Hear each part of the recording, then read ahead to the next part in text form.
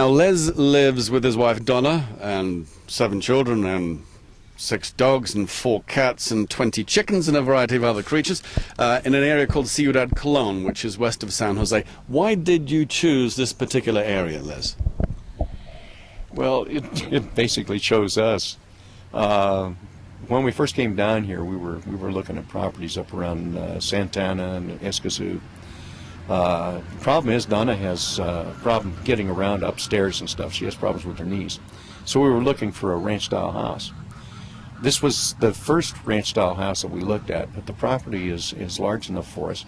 It's a little over an acre, and it's a lot easier for her to deal with. But we were enamored of the property when we first bought it, and we just made an instant decision that this was the property that we wanted. We've never regretted the situation. The property is engineered correctly and gives us some problems, which I'm working on correcting, but other than that, we'll deal with those issues, and Ciudad Colon is, again, I don't know what the population of Ciudad Colon is, but it's small enough for you to learn where everything is that you need within probably a couple of months. Now, as far as groceries and stuff you need for your daily lives, are you able to find everything in Ciudad Colon, or do you have to go into Escazú or Santa Ana?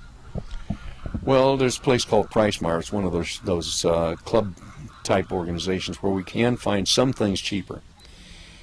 But I'll tell you that we find prices for a lot of things that you can obtain in Price Mart at a cheaper price here locally in Ciudad Colon. But everything, I'm not aware of anything that we would need that we can't obtain in Ciudad Colon. It's only 2 kilometers away. Mm-hmm. So shopping is easy. They have a feria every Saturday.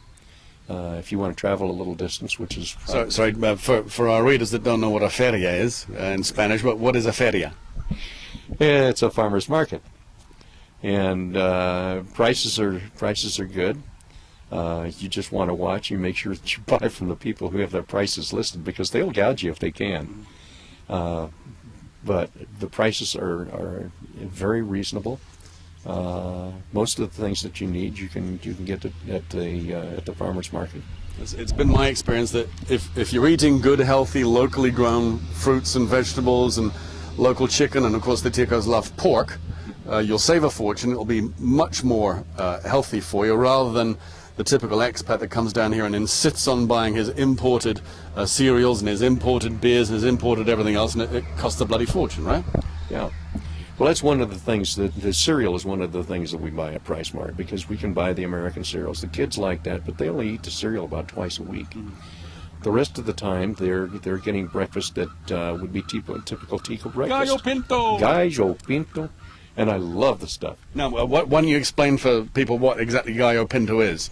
And does your family have a secret recipe? Everybody's got a secret ingredient.